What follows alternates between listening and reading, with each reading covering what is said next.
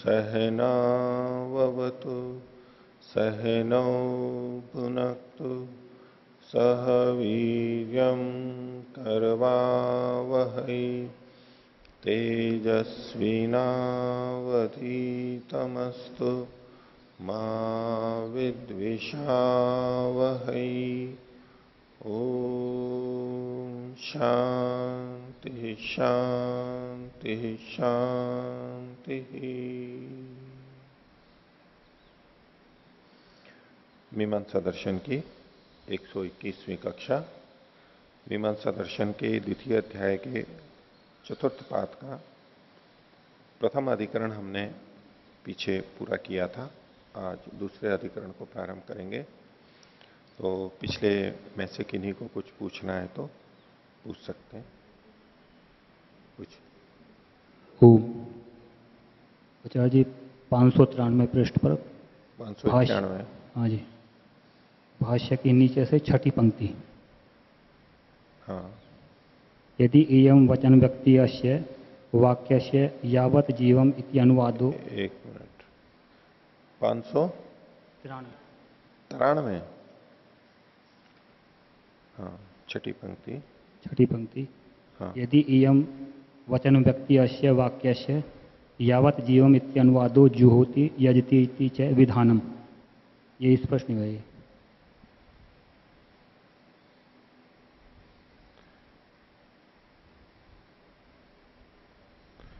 593 पर छठी पंक्ति,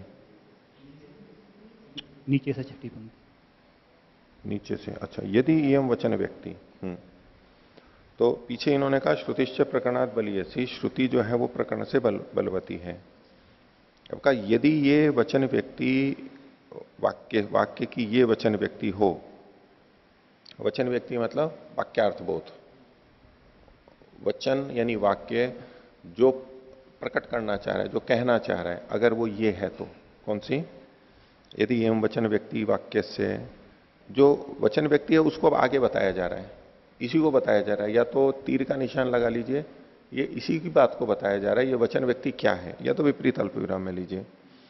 यावत जीवम इति अनुवादो, यावत जीवम को तो अनुवाद माना है, विधि नहीं मानी इसकी। और जुहोति यजति च विधानम, ज्योति और यजति का विधान किया जा रहा है। क्योंकि देखिए अनुवाद का मतलब क्या होता है? जो चीज पहले से पता है, जो चीज पहले से पता है, और विधान दूसरी चीज का किया जा रहा है। तो हमारे जीवन के साथ जो हम एक एक व्यक्ति हैं, हमारा जीवन सबका कुछ ना कुछ है। मृत्यु पर्यंत का कोई काल है हमारे को सबको प्राप्त है, जब भी मृत्यु आएगी, कम या अधिक, शीघ्र या देर से, लेकिन कुछ हमारा काल है यावत जीवन, वो हमें पता है। उस हमारा जो जीवन काल है, जो सबको पता है कि हमारा कुछ जीवन का समय है, उसको अनुवाद करके जुहोति और यजति का विधान किया जा रहा है कि ये जो आपका जीवन है का काल है, इसमें यजन करे, होम करे। हो गया। इत्येवम, ऐसा करने पर, ये तो वाक्यार्थ बोध आ चुका है, वचन व्यक्ति आ गई है। अब जो कह रहे हैं इत्येवम, इस प्रकार करने पर यजति जुहोति शब्द स्वार्थम एवं भविष्यता। यजति और जुहोति शब्द किसको कहने वाले होंगे? अपने ही अर्थ को कहने वाले होंगे। यजेता प्रकृति प्रत्यय जो है ये अपने ही अर्थ को कहने वाले होंगे, किसी और को कहने वाले नहीं होंगे। यदि, अब इसका विपरीत करके देखिए, जो पूर्व पक्षी को आक्षेप देते हुए सिद्धांति ने कहा था कि उसमें आपके लक्षण आएगी, ठीक है। यदि यहां पर यावत जीवम की विधि मानी जाए और अग्निहोत्र या दर्शपूर्ण मास का अनुवाद माना जाए, जो पहले कहे गए हैं नियत, उन्हीं को यहां उद्धृत कर रहे हैं, तो उनका तो अनुवाद होगा, कर्म का अनुवाद होगा, और यावत जीवम ये धर्म की विधि मानी हो जाएगी। तो यदि यावत जीवम का विधान किया जा रहा है, तो यजति और जुहोति शब्द किसका विधान कर रहे हैं? स्वार्थ का तो विधान कर नहीं रहे। यानी यज धातु और हु धातु का जो अर्थ है, यजन और होम का विधान तो नहीं कर रहे हैं। ये यजन और होम के किसी धर्म का, यावत जीवम इस धर्म का विधान कर रहे हैं, ठीक है। तो ऐसे में ये अपने अर्थ का विधान ना करके दूसरे शब्द के अर्थ का विधान कर रहे हैं। वाक्य में यावत जीवम जो पढ़ा हुआ है उसका विधान कर रहे हैं। और यदि यावत जीवम का विधान नहीं होता तो यजति और जुहोति अपने में स्थित जो प्रकृति है, यज और हु धातु, इसी का ही विधान करने वाले होते, स्व का ही विधान करने वाले होते। ये तो श्रुति से पता लग रहा है। और उधर से करेंगे तो ये तो लक्षणा से अर्थ करेंगे, यजति जुहोति का अर्थ अलग हमें लेना होगा।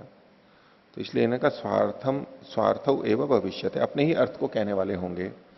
यावत जीव शब्दों जीवन वचना एवं, ये भी बताना है, हो गया बस। हाँ, और अगले प्रश्न जी सर जी 597 पृष्ठ पर, 597 जी।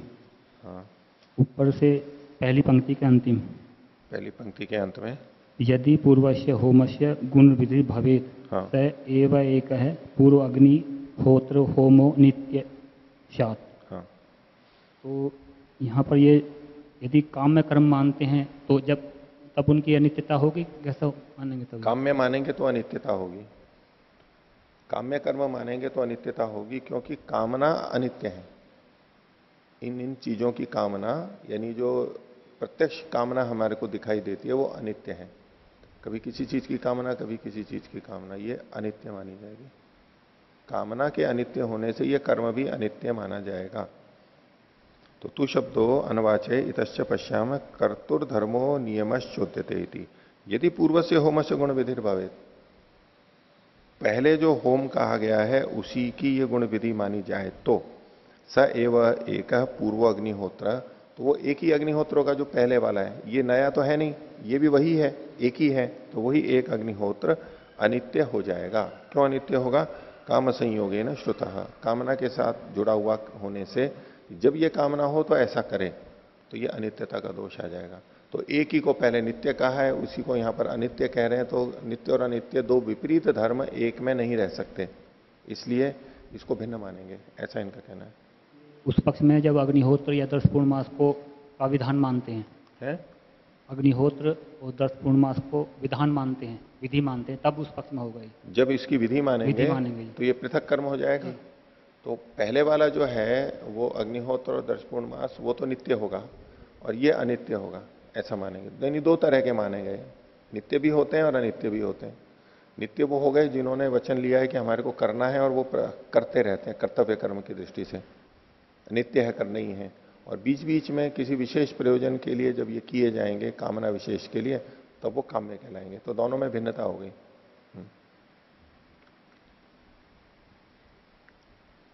हो गया, बोलिए। पृष्ठ संख्या 595। 595 इसमें भाष्य की पहली पंक्ति, हाँ, उसमें बीच में है न तत्र कालातिपातः स्यात्। हाँ, इसका जो दूसरा अर्थ कराए थे, मात्र अमावस्या और पूर्णिमा का कालातिपात नहीं होगा। तो ये समझ में नहीं आया जी। पहला वाला अर्थ समझ में आ गया, वो संगत लग रहा है आपको? पहला वाला अर्थ संगत लग रहा है कि उसमें काल का अतिपात नहीं होगा। कब नहीं होगा?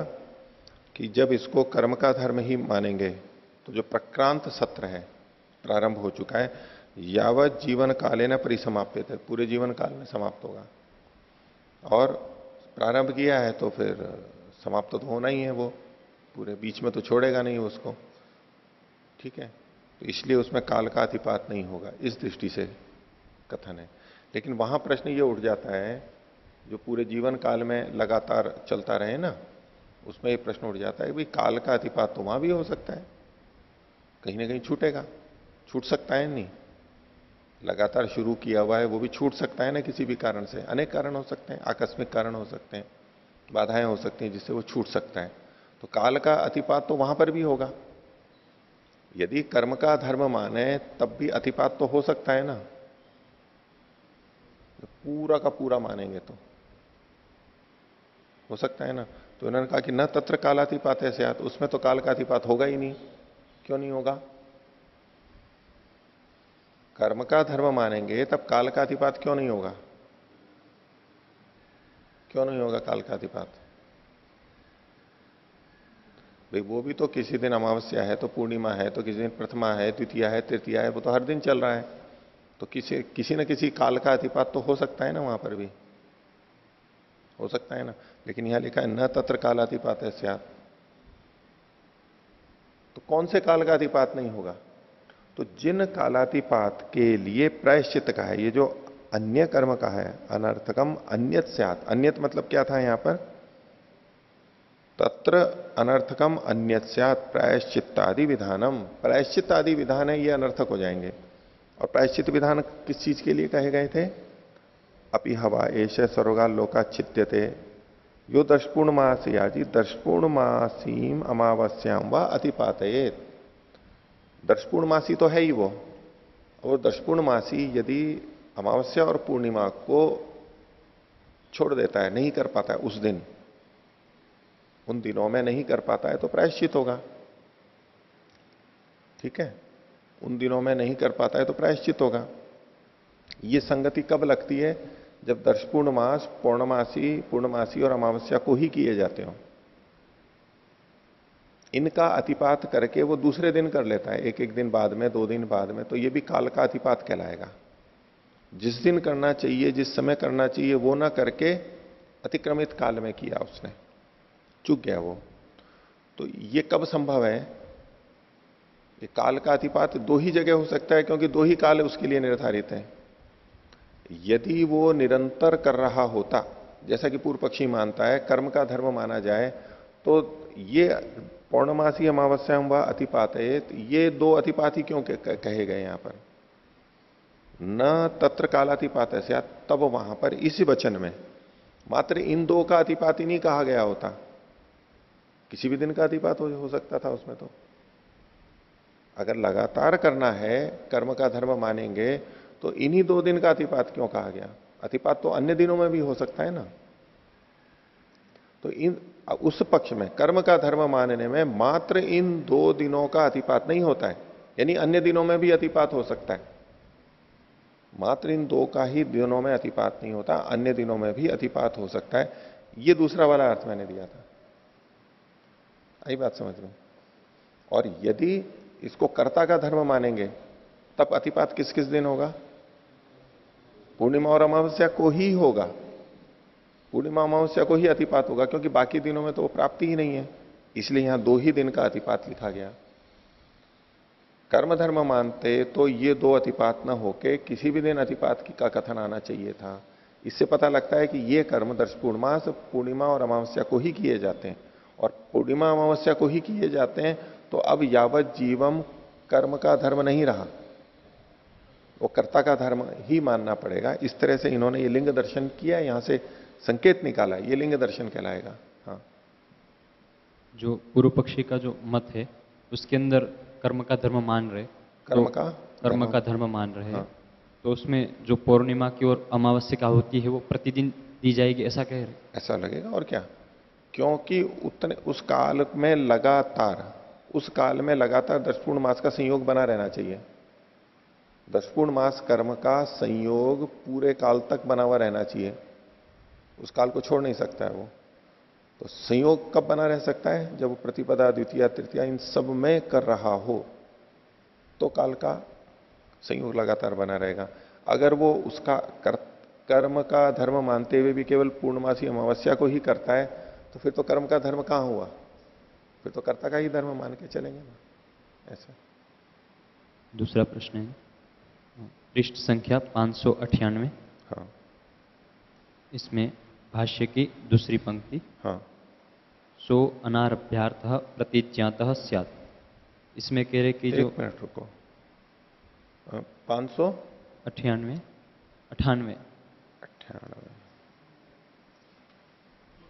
हाँ 598, इसमें भाष्य की दूसरी पंक्ति, सो अनारभ्यार्थ प्रतिज्ञातः स्यात्, इसमें कह रहे कि दर्शपूर्ण मास के जो विकार है, इष्टि आदि, सौर्य आदि जो इष्टिया है, वो अनारभ्य के लिए होने लगेगी।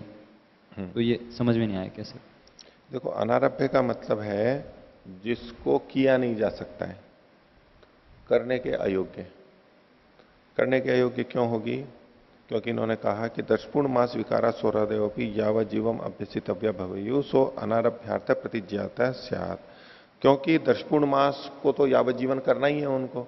जब उसको करने में लगे हुए हैं, कोई काल छोड़ा ही नहीं है, तो इसकी जो विकार सौर्यादि उसको करेंगे कब। यदि सौर्यादि को करते हैं तो दशपूर्ण मास छूटेगा, एक समय में तो एक ही कर्म कर पाएगा ना।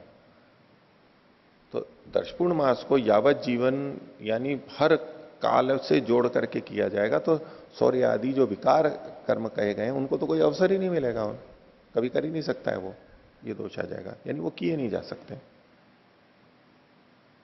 एक और अगला सूत्र का जो भाष्य है, हाँ, उसमें ऊपर से दूसरी पंक्ति, हाँ, बीच में से है, तथा व्यपवर्गस्य दर्शनम अवकृप्तम भवति। हाँ, तो इसका जो हिंदी व्याख्या में जो उदाहरण दिया है, नीचे से दूसरी पंक्ति, दर्श पूर्ण मासम मासौ इष्ट्वा सोमेन यजेत।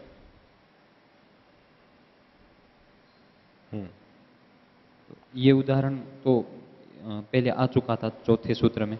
हाँ, उसी को उद्धृत किया है यहां पर इन्होंने।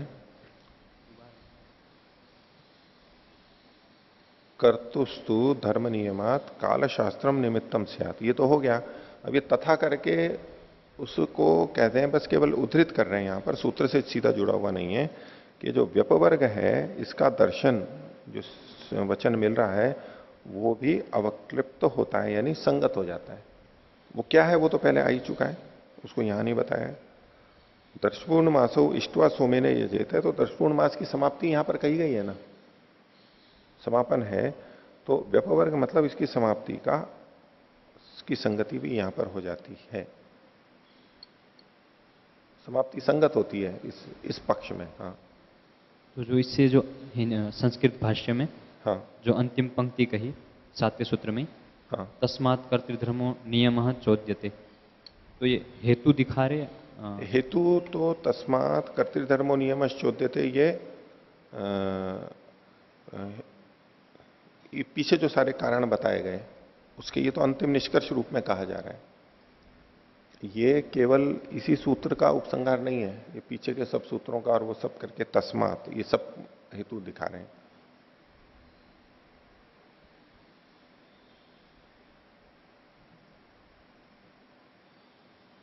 ठीक है, और जी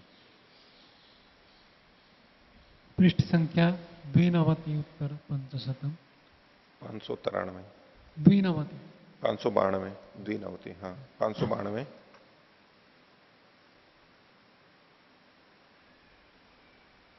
भाष्य से उपरिष्टात् द्वितीय पंक्ति, हाँ, शब्द अनुवादो यावत् जीवं च विधि तत्त प्रकरणम अनुगृह्यते, तो अत्र अनुवाद अस्ति तर्हि क्व विधि मन्यते। जुहोति यजति शब्द तो अनुवाद है, विधि कुत्र अस्ति, विधि कैसे करेंगे, कुत्र अस्ति विधि, यस्य अनुवाद अत्र वर्तते। हाँ, ये तो अग्निहोत्रम जुहुयात स्वर्ग काम है, और दशपूर्ण मासो अग्निहोत्रम नहीं, अग्निहोत्रम जुहोति और यावत जीवम अग्निहोत्रम, ये दो वाक्य हो गए। इसी तरह दशपूर्ण मास का भी विधान कर रखा है, तो तत्र विधि वाक्य वर्तते, उसको विधि मान के कर रहे हैं। प्रकरणम कथम अनुगृह्यते तत् प्रश्न। प्रकरण वहां उस प्रसंग में ये वाक्य वचन भी कहे गए होंगे, उसी प्रकरण में जहां अग्निहोत्र का वर्णन चल रहा है वहीं ये वाक्य भी मिल रहा है।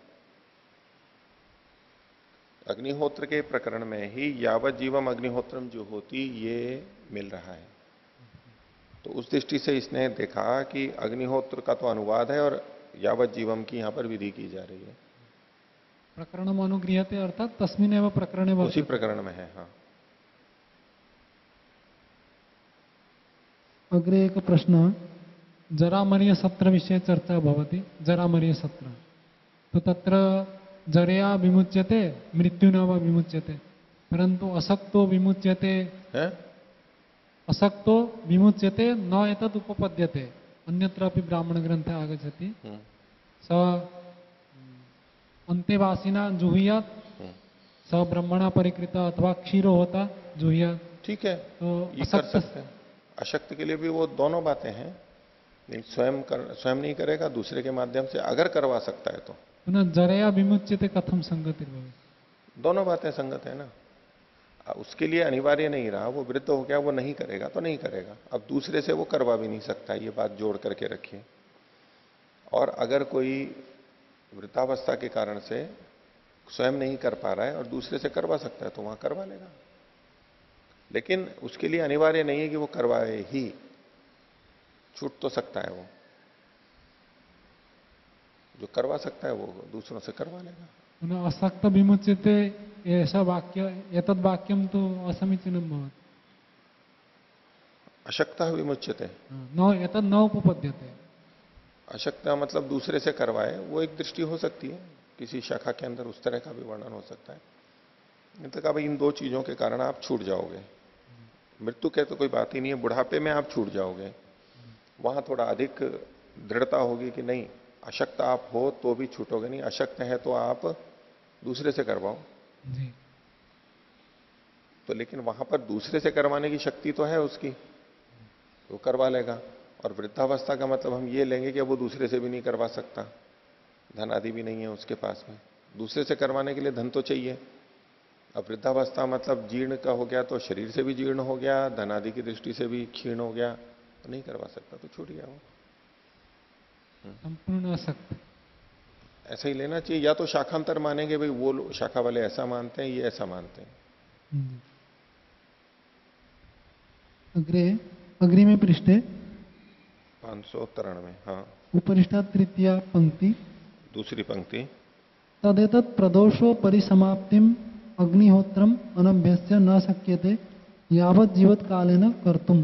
तीसरी पंक्ति, हाँ। तो अनेन तो सिद्ध्यति कि यावत् जीव कालम संभव नास्ति तदर्थम दिने एकदापि कृत्वा भवितुमर्हति। हाँ, तो कर्म अभ्यास पक्षापि एतत् सिद्ध्यति। नहीं, अगर इसको मानेंगे तो कर्म का धर्म मानने के पक्ष में आप बोल रहे हो। जी। कर्म का धर्म मानेंगे तो उस पक्ष में भी अभ्यास से हो सकता है, ये आप कह रहे हो ना। लेकिन वो यावत जीवम जुहोति में कर्म का धर्म मानेंगे तो कर्म को उस काल के साथ सदा लगा हुआ रहना चाहिए, वहां फिर ये नहीं समाप्त हो, ये बात नहीं लगेगी। तत्र असंभव असंभवत्वात् ले सकते हैं, ले सकते हैं। तो फिर वहां पर यावत जीवम शब्द पढ़ने का मतलब क्या रहा? अगर यावत जीवम का अर्थ यही ले रहे हैं कि जो प्रदोष में समाप्त हो जाता है इस में समाप्त होता है और प्रतिदिन करना चाहिए, तो ये तो प्राप्त था ही पहले से। वहां पर यावत जीवम कह करके कर्म के किस धर्म की विशेषता कही जा रही है? प्रतिदिनम प्राप्त नहीं, प्रतिदिन भी प्राप्त है पहले से। कथम प्राप्त? प्रतिदिन वहां प्रसंग से प्राप्त है, जो भी है प्रतिदिन प्राप्त है और सुबह शाम प्राप्त है, या तो दर्श पूर्णमास को पूर्णमासी और अमावस्या में प्राप्त है, वो तो नाम से ही पता लग रहा है। वो इतनी प्राप्ति तो काल की थी ही। एकदा कृत्वा कश्चित समाप्तो करिष्यति तदर्थम विधानम अस्ति कि प्रतिदिनम कुर्यात् न तो जीवन एकदा। हाँ, तो प्रतिदिन वाला अर्थ लेंगे तो यावत जीवम को यदि कर्म के साथ जोड़ेंगे तो ये तो आपको लक्षणा करके उस तरह से निकालना पड़ रहा है, अंततः जाना पड़ेगा उस। अगर ये कर्ता के साथ नहीं जुड़ता तो हमें ऐसे ही घटाना पड़ता, पर चूंकि इसको कर्म के साथ में जोड़ रहे हैं तो पहला अर्थ जो निकलेगा कि इतने काल तक लगातार चले, कर्म और काल एक साथ जुड़ करके करेंगे। अगर उस काल में कभी कर्म नहीं होता है तो वचन का भंग हो जाएगा, क्योंकि वाक्य कह रहा है, सीधा सीधा वचन कह रहा है, इसलिए हम उसको असंभव मान करके इधर लाएंगे तो वचन में दोष आएगा। कर्तृधर्मी पक्ष अभी तो तथैव भवति। कर्तृधर्म पक्ष में नहीं होगा, क्योंकि कर्ता के धर्म में तो अब पूरे जीवन करना है उसको, पूरे जीवन करना ये अर्थ नहीं है उसका। जब तक जीवित है तब तक करे, और कैसे करे उसके लिए सुबह समाप्त होता है, शाम को समाप्त होता है, पूर्णमासी समाप्त होता है, वो विधान वहां स्पष्ट दिए हुए हैं। क्योंकि अब यावत जीवम जो विधान है ये पिछले वाले कर्म के काल के विधान को अतिक्रमित नहीं कर पा रहा है, ये कर्ता का धर्म है। कर्म का जो काल अन्य जगह कहा गया ये उस पे उसको दबाएगा नहीं। ये ऐसा भी तो लक्षण है भवति कर्ता यावत लक्षण नहीं है इसमें, ये तो सीधा यावत जीवम, यावत जीवन जब तक जीवित है कर्ता का धर्म मानेंगे तो सीधे सीधे कर्ता का धर्म लग ही रहा है। ये तो कर्तृधर्म भूते दिने एकदा एव करिष्यति, ऐसा अर्थ कुतो आगच्छति? नहीं, जब तक जीवित है तब तक करना है, कब करना है उसके लिए अलग विधान कहा ही गया है। जीवित रहने तक करना है, ये तो उसका अपने लिए लग गया पूरा। वो जीवित रहने तक कर रहा है, वो जब तक जीवित है तब तक कर रहा है, ठीक है। अब वो जीवित रहते हुए कब कब करना है उसके लिए अलग वचन दे रखे। वहां यावत जीवम जाकर के लगेगा नहीं, वो तो जीवित है तब तक सुबह शाम या अमावस्या पूर्णिमा को करना है, तो वहां फिर आपत्ति नहीं आएगी।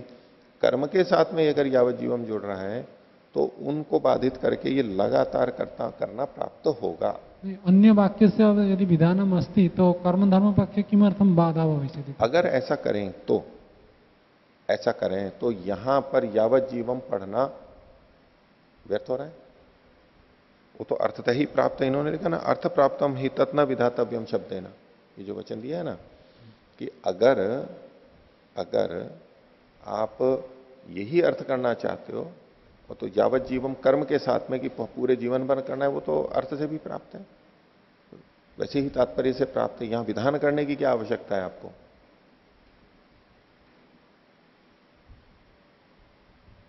वयोर पक्षे किंचित लक्षण तो भवति एवं। ठीक है, थोड़ा मानेंगे, लेकिन ये पक्ष सरल है, कर्ता वाला जो मानेंगे उसको उचित पक्ष मान करके किया गया।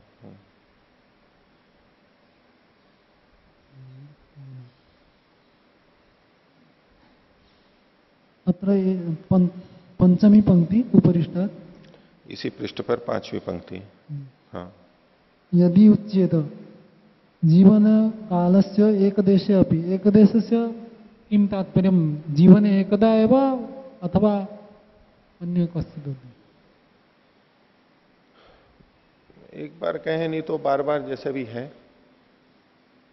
जीवन के एक देश काल में मतलब दोनों तरह से ले सकते हैं अर्थ कि केवल एक बार, किसी दिन एक बार अग्निहोत्र कर लिया या किसी दिन एक पूर्णमासी को या अमावस्या को कर लिया, वो भी ले सकते हैं। और नहीं तो दूसरा वाला है कि प्रतिदिन अगर कर रहे हैं तो प्रतिदिन अग्निहोत्र भी प्रतिदिन कर रहे हैं तो उसमें भी तो एक देश ही है जीवन का, क्योंकि संपूर्ण तो जुड़ा हुआ नहीं है, इसलिए वो एक देश ही माना जाएगा। उस तरह भी ले सकते हैं इसको। अमावस्या पूर्णमासी पक्षे कथम। हाँ, तो वो तो अगर वो अर्थ लें तो वो तो प्राप्त है ही, अर्थतः प्राप्त है, और प्रकृति में जो पूर्व वचन कहे गए उसको प्राप्त है ही, यहां अलग से कहने की कोई जरूरत नहीं है। मूल की जो विधि है उसी से ही प्राप्त है। अगली जो पंक्ति आएगी, अगर ऐसा ही अर्थ लेते हैं इसका तो पहले से ही प्राप्त है, यहां विधान करने की आवश्यकता नहीं है। इसलिए यावत जीवम जब शब्द का प्रयोग कर रहे हैं तो लगातार काल से जुड़ा हुआ होना चाहिए। विधान कर रहे हैं तो कुछ ना कुछ अतिरिक्त तो जोड़ना पड़ेगा, कुछ ना कुछ अतिरिक्त जोड़ना पड़ेगा, ये कह रहे हैं। वो अतिरिक्त क्या होगा? तो सिद्धांत यही देख रहा है कि बिल्कुल लगातार एक के बाद एक आवृत्ति करके करना होगा, यही अतिरिक्त अर्थ आ सकता है। बाकी जो चीज अर्थ अगर लेंगे इससे तो वो तो पहले से भी प्राप्त था। सप्तमी पंक्ति, हाँ, तेन परिसमापयितव्यम इति अर्थात अभ्यासः। तो अत्र परिसमापयितव्यम, किम परिसमापयितव्यम? अग्निहोत्रम दर्शपूर्णमासो हुआ अग्निहोत्र। देखो, जीवन परिमिति ही कालो यह, इतने तक जो काल है, अब काल ले लिया इन्होंने, यावत जीवम का मतलब जीवन पर्यंत जो काल है, तेन कालेन परिसमापयितव्यम कर्म, ये जो कर्म है जिसको भी इस यावत जीवम से जोड़ा गया है, इन तीनों को ये परिसमाप्त तो उस काल से युक्त होकर के समाप्त करना है। और वो समाप्त कब होगा? तो इति कैसे करेंगे जबकि इनका काल तो छोटा छोटा ही है। तो इति अर्थात, इस प्रकार अर्थापत्ति से लक्षणा से ही आएगा, यहां पर अभ्यास करना ही पड़ेगा और वो क्रमशः लगातार अभ्यास होगा।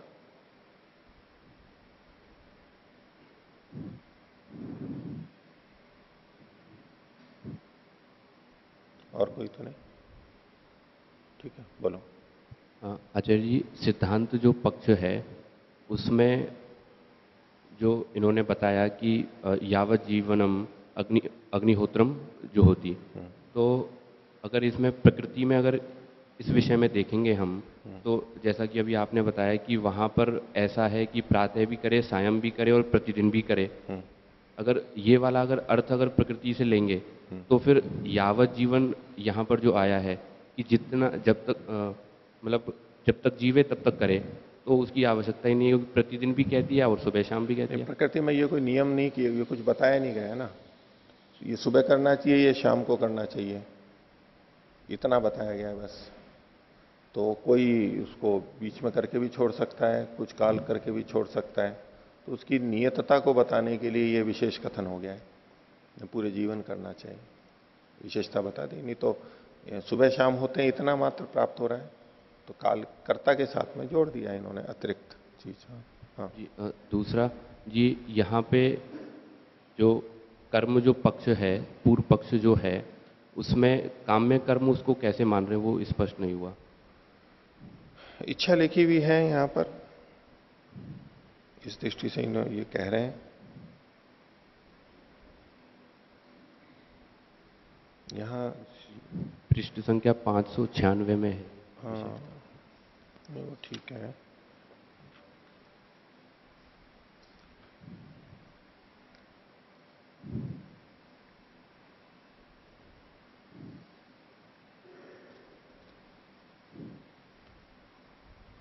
इसको अनुध्यायी कर रहे हैं, अनुध्यायी, इसको काम्य पक्ष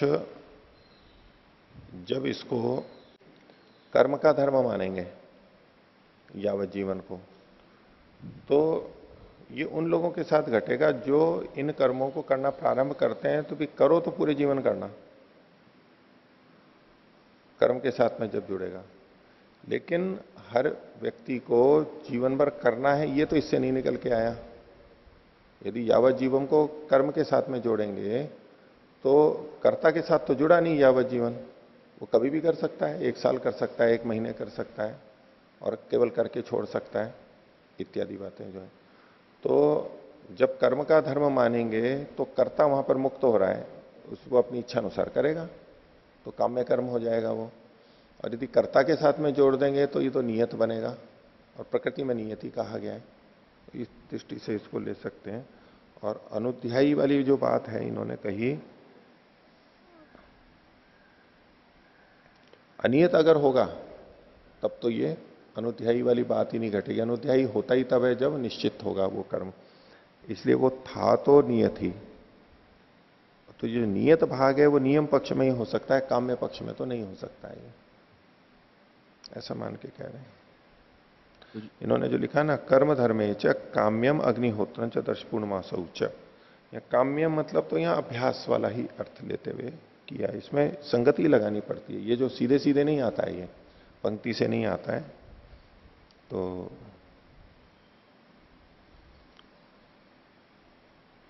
इसमें तो ये काम्य क्यों है, तो परांजपे जी का उत्तर तो ये था कि कामना के अनियत होने से ये, क्योंकि ये काम्य कर्म, क्योंकि ये अनियत है तो ये काम्य कर्म में चले जाएंगे, कामना के अनियत होने से ये उत्तर था उनका।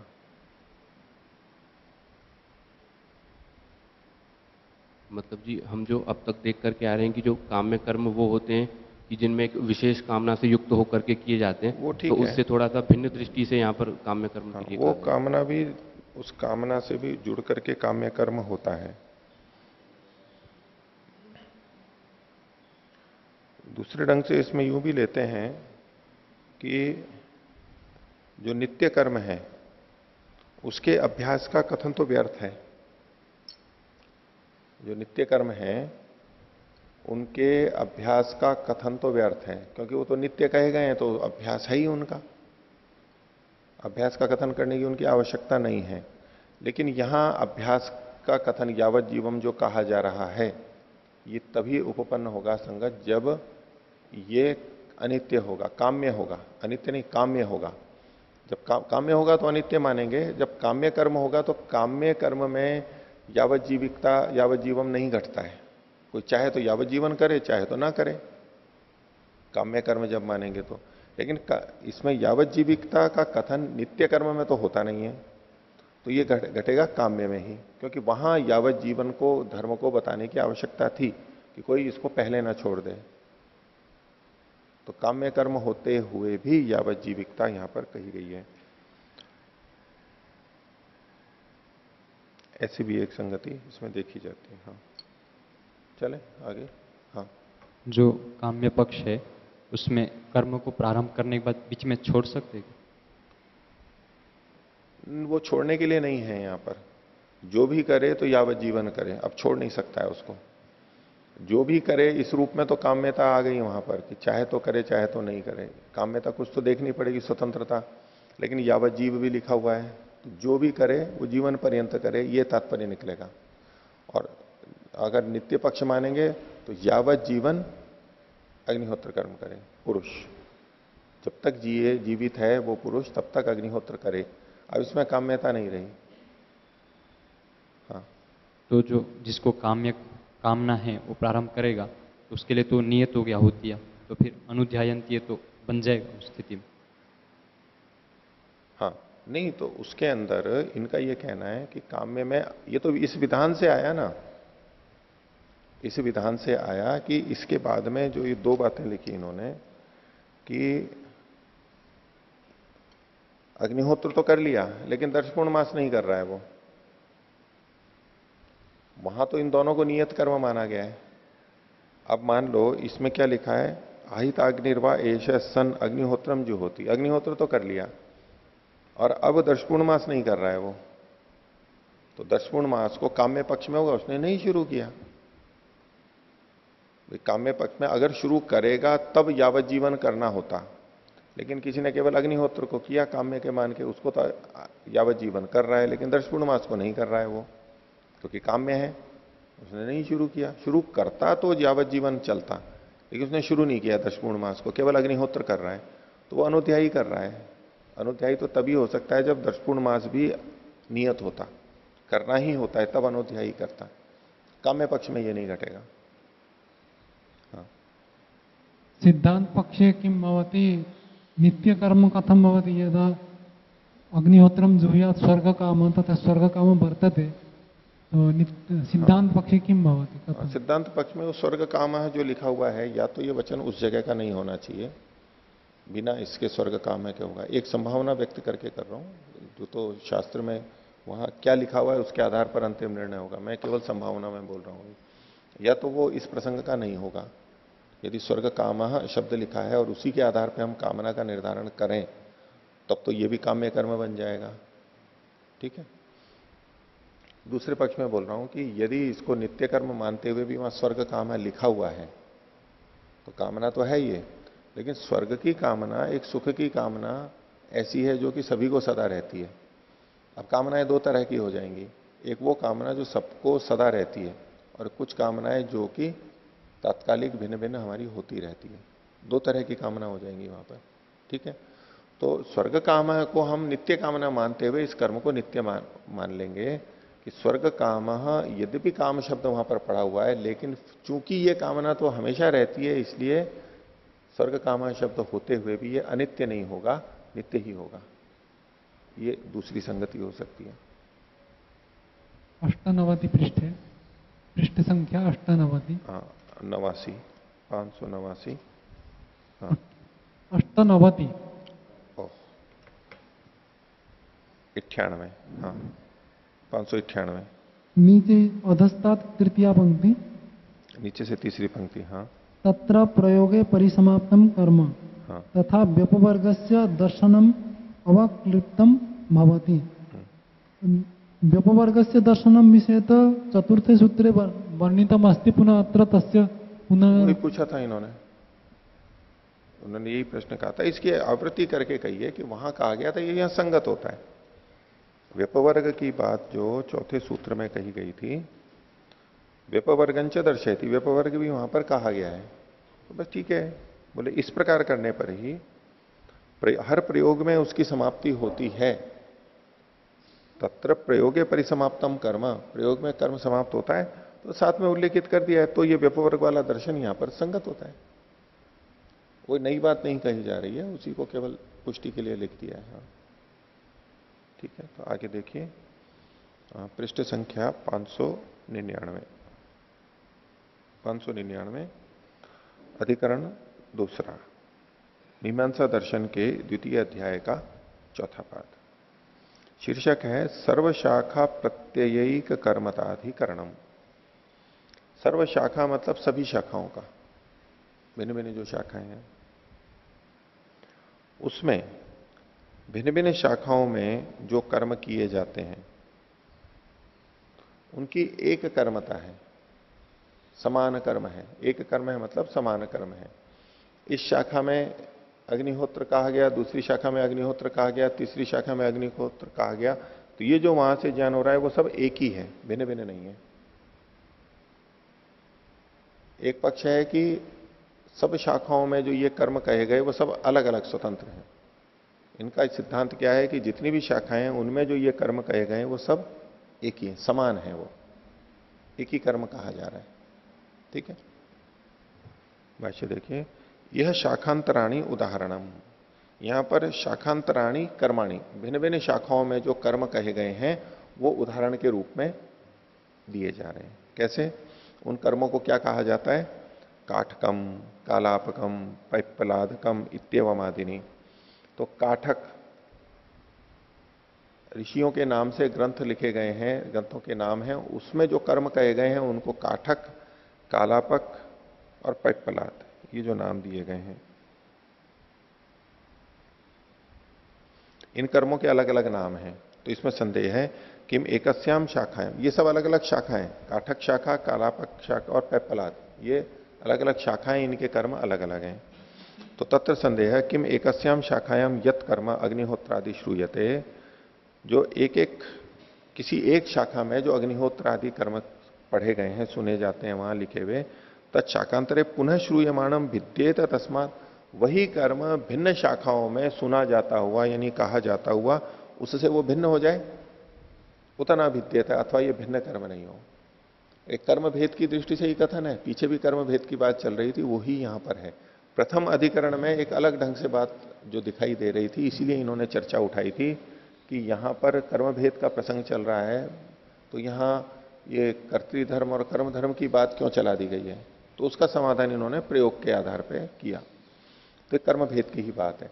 तो अलग अलग शाखाओं में उसी नाम के जो कर्म कहे गए हैं उनको हम भिन्न भिन्न कर्म माने अथवा एक ही कर्म माने, ये यहां पर प्रश्न खड़ा है। तो पूर्व पक्षी कह रहा है भिद्येत इति पश्यामः, ये भिन्न भिन्न कर्म समझने चाहिए। क्यों समझने चाहिए? उसके लिए पूर्व पक्षी के पास अनेक हेतु हैं। तो बता रहे हैं कुतः, सिद्धांति ने पूछा, पूर्व पक्षी उत्तर दे रहा है, 8वां सूत्र।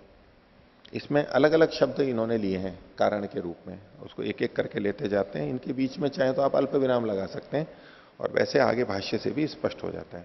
तो पहला है नाम, नाम के कारण से ये अलग अलग है, एक हेतु है ये। रूप, रूप के कारण से ये अलग अलग है। धर्म विशेष, ये तीसरा हेतु है, धर्म विशेष के कारण ये अलग अलग कर्म है। पुनरुक्ति, पुनरुक्ति के कथन के, पुनरुक्ति के कारण ये अलग अलग हैं। निंदा, निंदा के कारण से ये अलग अलग हैं, एक दूसरे की निंदा करते हैं, उसमें दोष दिखाते हैं। अशक्ति ही, अशक्ति के कारण से ये अलग अलग हैं। समाप्ति वचन, ये भी एक अलग हेतु है, समाप्ति का कथन करने से ये अलग अलग हैं। प्रायश्चित्त, प्रायश्चित्त के भेद के कारण से ये अलग अलग हैं। और अन्यार्थ दर्शनाच, अन्य अर्थ के देखे जाने से ये भी एक हेतु आ गया। इन हेतुओं से शाखांतरेषु कर्म भेदः स्यात्, भिन्न भिन्न शाखाओं में जो कर्म कहे गए हैं उसका भेद समझना चाहिए। कितने हेतु बन गए? 3, 4, 5, 6, 7, 8, 9, 9 यहां पर हमारे को बनेंगे। नीचे लिखा भी है, हाँ, इन्होंने सूत्रार्थ में जो लिखा है ना, और यहां तो 9 लिखे गए हैं, और आगे लिंग दर्शन, लिंगादपि, लिंग दर्शन भी एक हेतु के रूप में, यानी लिंग दर्शन अलग से साथ में पुष्टि कर दी है भाष्यकार ने, उसको 10वां मान लें। लिंग दर्शन में भी कई लिंग दिखाए हैं वहां पर, नहीं तो ये 9 तो इन्होंने कहे गए हैं। अब भाष्यकार इन सभी के उदाहरण दे दे करके समझाएंगे कि कैसे ये कर्म भेद है। पूर्व पक्षी की बात को रख रहे हैं, पूर्व पक्षी के मत से। तो नाम भेदात, नाम की भिन्नता है। कहा एकम काठकम नाम अन्यत कालापकम नाम, एक का नाम काठक है, एक का कालापक है। इस नाम से ही पता लगता है कि ये अलग अलग है। नाम के भेद से जैसे अलग अलग नाम होते हैं तो वो अलग अलग होते हैं।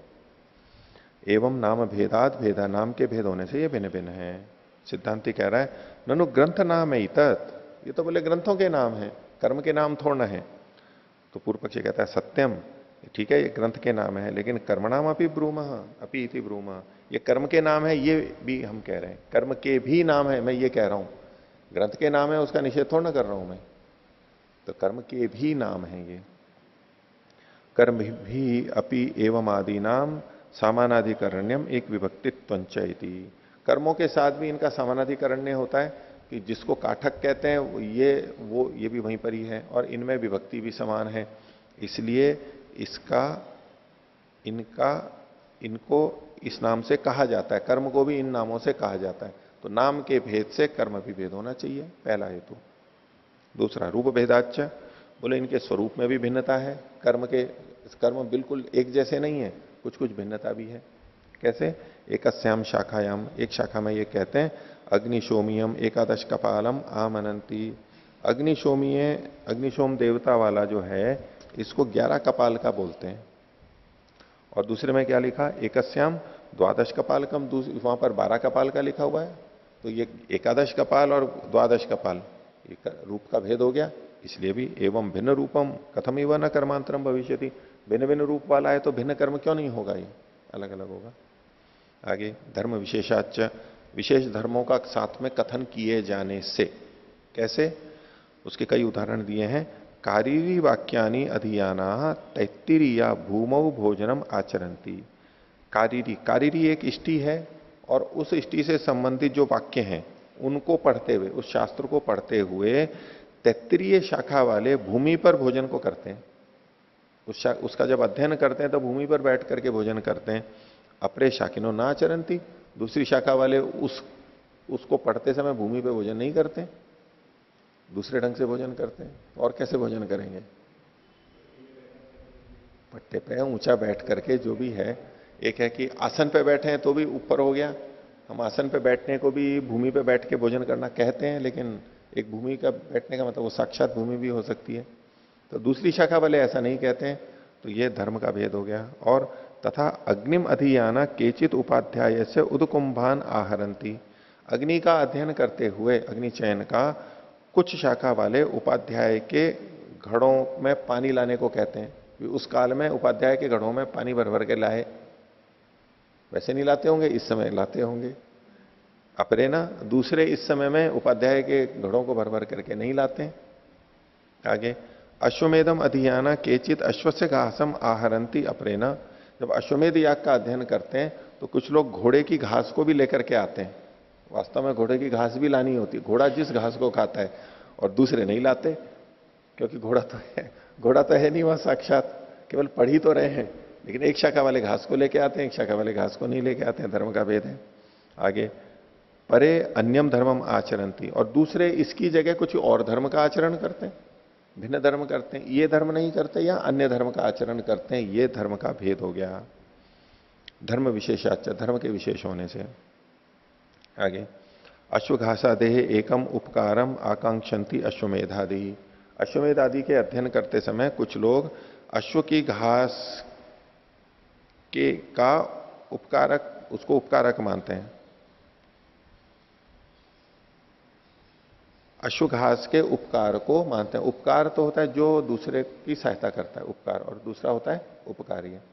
तो अश्व घास यहां उपकार करती है, इस रूप में उसकी चाहना करते हैं। एक शाम न आकांक्षन्ति, और कुछ के में ये अपेक्षा नहीं होती कि ये अश्वघास होगी तो उपकार करेगी, ये मानते नहीं है कि अश्वघास को लाने की क्या जरूरत है, अश्वमेध को वैसे ही पढ़ सकते हैं।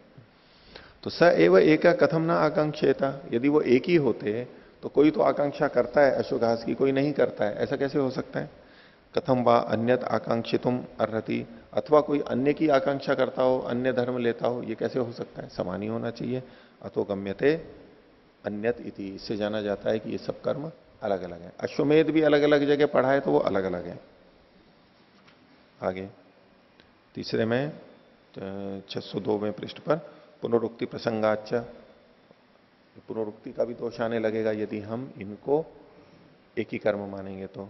यदि सर्व शाखा प्रत्ययम एकम कर्म, यदि सब शाखाओं में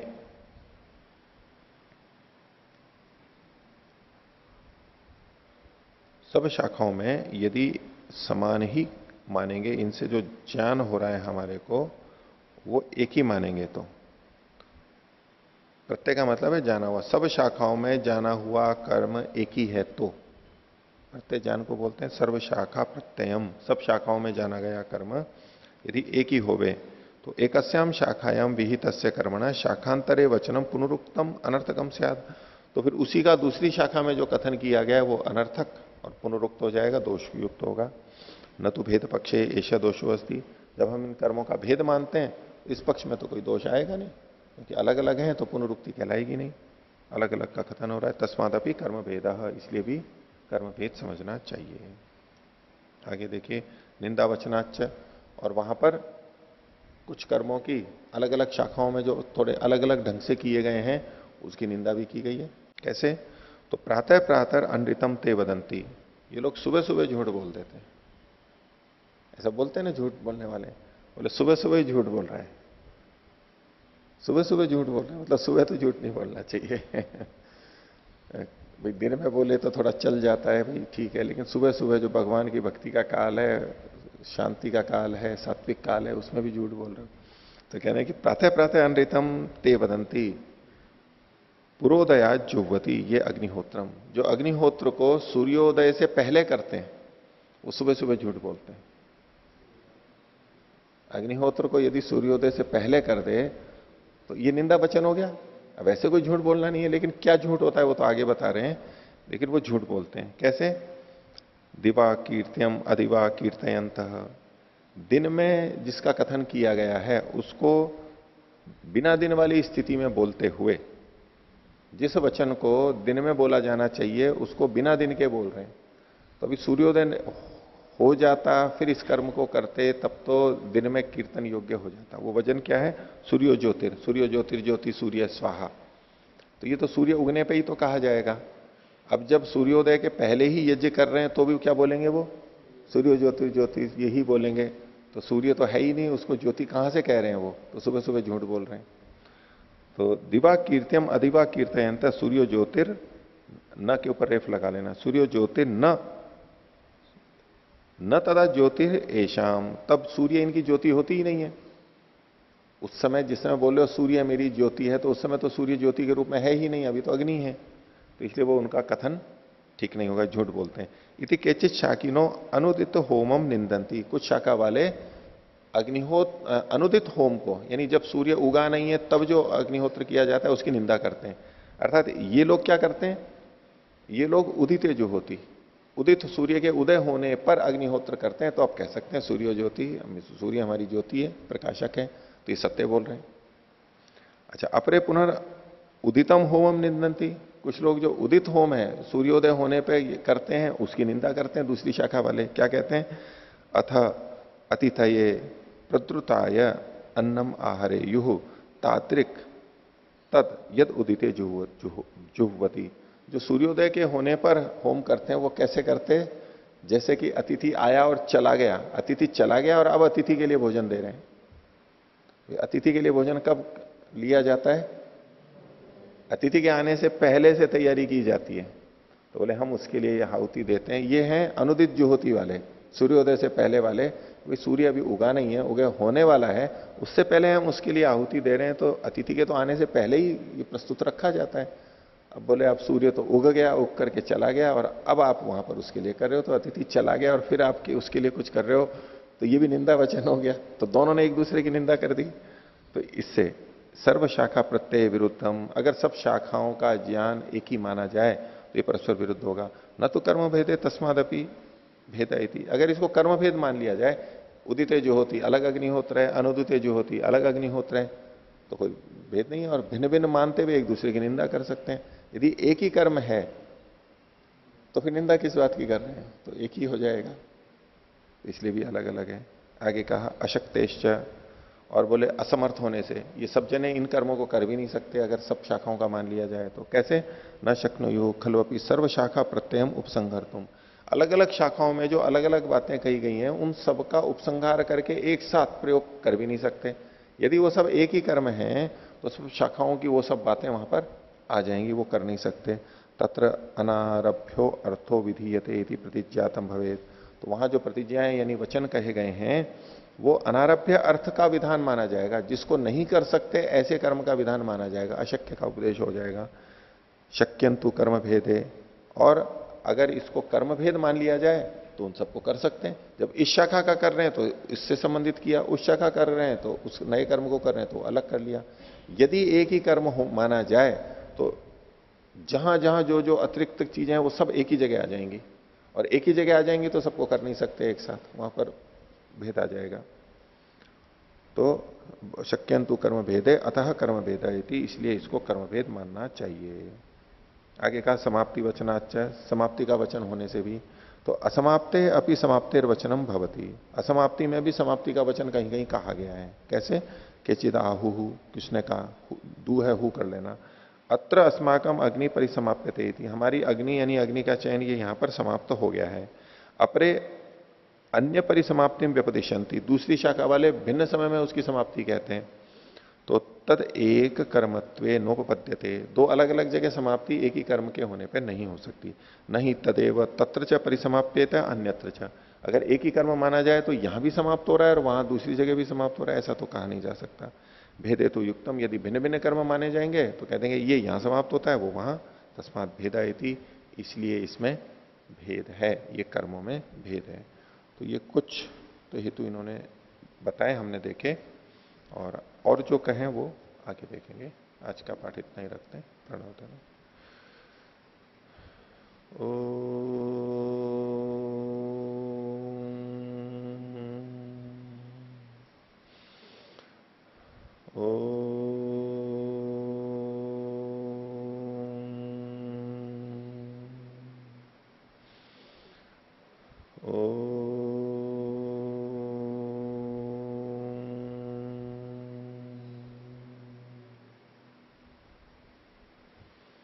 सभी को सादर अभिवादन।